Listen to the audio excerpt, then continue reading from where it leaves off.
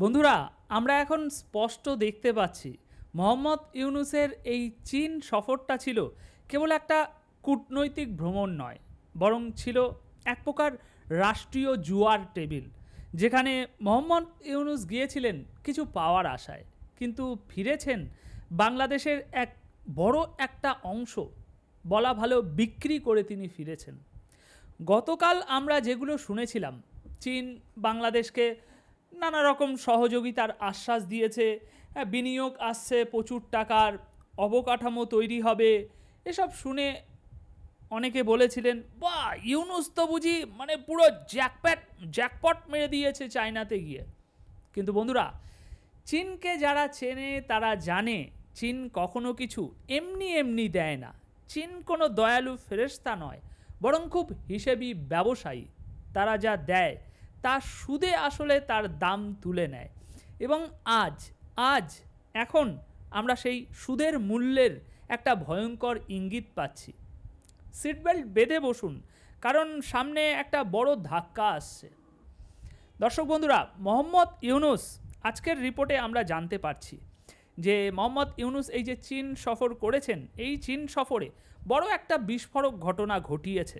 মোহাম্মদ ইউনূস এখন এক চীন নীতির প্রতি দৃঢ় প্রতিশ্রুতি জানিয়েছে। শুধু তাই নয়, তিনি সরাসরি তাইওয়ানের স্বাধীনতার বিরোধিতা করেছেন। বন্ধুরা, শুনে মনে হচ্ছে যেন এটা ইউনূসের ব্যক্তিগত মতামত, বাট না, এটি বাংলাদেশের পক্ষ থেকে বলা হয়েছে। মানে একটা স্বাধীন দেশের পক্ষ থেকে বলা হয়েছে তাইওয়ানের স্বাধীনতা যেটা আছে সেটা আমরা মানি না, স্বীকার করি না। চীন যেমনটা মনে করে আমরা তেমনটা মনে করি। এখন প্রশ্ন আসে, আমরা কি এই অবস্থান স্বেচ্ছায় নিয়েছি, স্বেচ্ছায় এই জায়গায় এসেছি, নাকি এটা ছিল সেই মূল্য যার বিনিময়ে চীনের কাছ থেকে কিছু সহযোগিতা আদায় করার চেষ্টা করা হয়েছে? আর যদি এটাই সেই মূল্য হয়, তাহলে এখানে স্পষ্ট করে বলি, বাংলাদেশ যা পেয়েছে ইউনূস তার থেকেও বড় মূল্য দিয়ে এসেছে চীনে। কারণ এই একটা সিদ্ধান্ত, এই যে এক চীন নীতির প্রতি এমন নিরঙ্কুশ একটা সমর্থন এবং তাইওয়ানের মতো একটি দেশের স্বাধীনতার সরাসরি বিরোধিতা করা, এটা আগামী দিনে বাংলাদেশের উপর এক বিশাল কূটনৈতিক ঝড় নামিয়ে আনবে। পশ্চিমা বিশ্ব, বিশেষ করে যুক্তরাষ্ট্র, ইউরোপ ও তাইওয়ানের মিত্ররা এই অবস্থানে ব্যাপক ক্ষুব্ধ হবে এবং তার কারণে কি কি হতে পারে সে নিয়ে বিস্তারিত ব্যাখ্যা করে আপনাদের সময় নষ্ট করব না, কারণ সেটা আমরা ইতিমধ্যেই বুঝতে পারছি যে কি হওয়ার হতে পারে। ভয়াবহ একটা ব্যাপার হলো, ইউনূস তো আর তখন থাকবে না, তাই না? যখন ঘটবে ওই ঘটনাগুলো, ইউনূস তো শুধু একজন অন্তর্বর্তী সরকারের একজন অস্থায়ী চালক, আর মাত্র কয়েক মাস পরেই বিদায় নেবেন। কিন্তু যে সিদ্ধান্ত আজ তিনি নিলেন তার প্রভাব পরবর্তী জনগণের নির্বাচিত সরকারকে বহন করতে হবে, তাই তার বিশেষ কিছু এসে যায় না। এখন যতদিন তিনি আছেন ততদিনের মধ্যে আন্তর্জাতিক শক্তির সঙ্গে দর কষাকষি করে নিজের ওই গোষ্ঠীর স্বার্থ হাসিল করাটাই তার মূল লক্ষ্য হয়ে দাঁড়িয়েছে, যেটা বোঝা যাচ্ছে। বন্ধুরা, এটাই হলো সেই রাজনৈতিক নিষ্ঠুরতা, যেখানে নিজের সময় ফুরিয়ে আসার আগে দেশের ভূকৌশলগত মানচিত্রকে বিকিয়ে দেয়া হয় সাময়িক ব্যক্তিগত লাভের জন্য। এখানে রাজনীতি নয়, রাষ্ট্রনীতি প্রশ্নবিদ্ধ করে এসেছে মোহাম্মদ ইউনূস। আমরা চাই বন্ধুত্ব হোক, আমরা চাই সহযোগিতা, বাট বিনিময়ে যদি আমাদের কূটনৈতিক স্বাধীনতা, আমাদের আন্তর্জাতিক ভারসাম্য বিসর্জন দিতে হয়, তাহলে সেই সহযোগিতা আসলে কাদের কল্যাণে? আজ প্রশ্ন তুলতেই হবে। মোহাম্মদ ইউনূস, আপনি কি কিছু বিনিয়োগ পাওয়ার লোভে আমাদের ভবিষ্যৎটাই বিক্রি করে দিয়ে আসলেন? কারণ চীন একটি কৃতিত্ববাদী রাষ্ট্র, যেখানে বাক স্বাধীনতা, গণতন্ত্র, সংখ্যালঘু অধিকার এবং ধর্মীয় স্বাধীনতা সব কিছুই হুমকির মুখে। তাইওয়ান সেই তুলনায় একটা মুক্ত গণতান্ত্রিক রাষ্ট্র। সুতরাং ইউনূসের সমর্থন কার্যত গণতন্ত্রের বিপক্ষে এবং স্বৈরা শাসনের সমর্থনে পরিণত হয়েছে। অর্থাৎ তাহলে একটা জিনিস এখানে তো ভাবতেই হচ্ছে যে একজন নোবেল পুরস্কার বিজয়ী কিভাবে এমন অবস্থান নিতে পারে? অত্যন্ত লজ্জাজনক ও নিন্দানীয়, কারণ এটা মানবাধিকারের সর্বোচ্চ চেতনার বিপরীত। তাইওয়ান এবং যুক্তরাষ্ট্র সহ পশ্চিম বিশ্বের সাথে বাংলাদেশের সবসময়ই একটা ভারসাম্যপূর্ণ একটা সম্পর্ক রক্ষা করে এসেছে এতদিন। এটা ছিল একটা ওই দীর্ঘমেয়াদী কৌশলগত প্রয়াস। ইউনূসের আজকের এই অবস্থান বাংলাদেশের সেই নিরপেক্ষ পররাষ্ট্রনীতির ভাবমূর্তিকে ফুল ক্ষতিগ্রস্ত করেছে।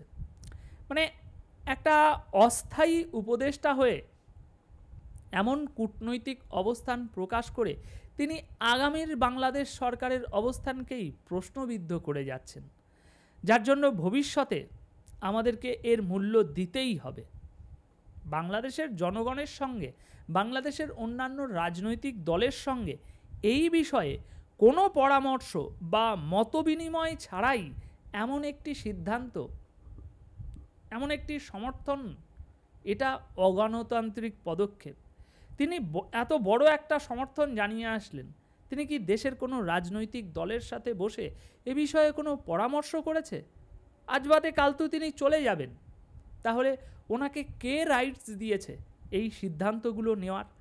নাকি যাওয়ার আগে নিজের ক্ষমতার যতটা সম্ভব অপব্যবহার করা যায় তিনি তার সর্বোচ্চ প্রচেষ্টা করছে? হয়তো সেটাই। যদি কেউ ব্যক্তিগত স্বার্থে বা কোনো দেশি বিদেশি গোষ্ঠীর লাভের জন্য বাংলাদেশকে একপাক্ষিক কৌশলগত কোনো যুদ্ধে জড়িয়ে ফেলে, তবে তা সরাসরি জাতীয় স্বার্থের সঙ্গে বিশ্বাসঘাতকতা। এটা একটা ক্ষমাহীন অপরাধ। এবং দুঃখজনকভাবে আমরা এখন এমনই এক রাজনৈতিক বাস্তবতার মুখোমুখি হচ্ছি, যেখানে ডক্টর ইউনূসের নেতৃত্বাধীন অন্তর্বর্তীকালীন সরকার এমন একটি অবস্থান নিয়েছে যা বাংলাদেশকে ভবিষ্যতে যুক্তরাষ্ট্র ও পশ্চিমা বিশ্বের কাছে শত্রুর কাতারে ঠেলে দেবে। মানে তিনি হয়তো ভুলে যাচ্ছেন যে, কিংবা ইচ্ছা করেই হয়তো উপেক্ষা করছেন যে বাংলাদেশের মানে যে আপনার অর্থনীতি, তার যে প্রাণভাবনা, সেটা হচ্ছে পোশাক শিল্প, যেটা দেশের মোট রপ্তানির প্রায় আপনার 84%, এবং দেশের প্রায় 40 লক্ষ মানুষ সরাসরি এই শিল্পের উপরে নির্ভরশীল। এই শিল্পটা পুরোপুরি পশ্চিমা বাজারের উপরে নির্ভর করে। এখানে ডেটা বলছে বাংলাদেশের পোশাক রপ্তানির প্রায় 65% যায় ইউরোপীয় ইউনিয়ন এবং মার্কিন যুক্তরাষ্ট্রে। শুধু মার্কিন বাজারেই বাংলাদেশের বার্ষিক রপ্তানি $8 বিলিয়ন বেশি। জার্মান, ফ্রান্স, স্পেন, ইতালির মতো ইইউ দেশগুলো বাংলাদেশের সবচেয়ে বড় ক্রেতা।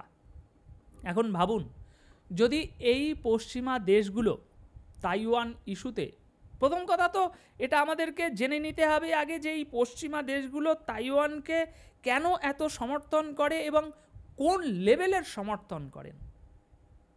তাই এই তাইওয়ান ইস্যুতে বাংলাদেশের এই হঠাৎ একপাক্ষিক অবস্থানের কারণে অর্থনৈতিক চাপ, নিষেধাজ্ঞা বা স্যাংশন আরোপ করা, বা শুল্ক যে সুবিধা বাংলাদেশকে দেওয়া হয়েছে সেটা কমিয়ে দেওয়া, এগুলো যদি হয় তাহলে বাংলাদেশের পোশাক শিল্প কোথায় দাঁড়াবে?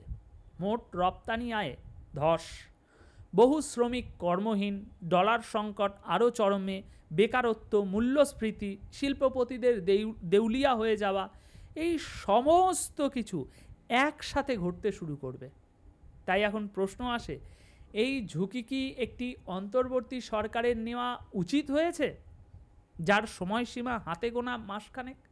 কিন্তু তবু তিনি নিয়েছেন। সুতরাং বুঝে দেখুন, তিনি আবারও নতুন একটি ম্যাটুকুলাস খেলায় নেমেছে। সবচেয়ে গুরুত্বপূর্ণ, এই সিদ্ধান্তটা কি বাংলাদেশের দীর্ঘমেয়াদী রাষ্ট্রের কৌশলের সঙ্গে সামঞ্জস্যপূর্ণ, নাকি কারো ব্যক্তিগত আন্তর্জাতিক যে একটা উচ্চাভিলাষ রয়েছে সেটা পূরণ করার একটা হাতিয়ার চালাচ্ছে বর্তমানে মোহাম্মদ ইউনূস? দর্শক বন্ধুরা, এ বিষয়ে আপনাদের কি মতামত কমেন্ট বক্সে অবশ্যই জানিয়ে যাবেন। ডক্টর মোহাম্মদ ইউনূস তাই নিজে একটি গণতান্ত্রিক দেশ হয়ে অন্য আরেকটি স্বাধীন গণতান্ত্রিক দেশের স্বাধীনতাকে উপেক্ষা করে এসেছে এবং একটি একনায়ক স্বৈরাচারী দেশকে সমর্থন জানিয়ে এসেছে, এ বিষয়ে আপনাদের মতামত কমেন্ট বক্সে অবশ্যই জানিয়ে যাবেন। ধন্যবাদ আপনাদের সকলকে।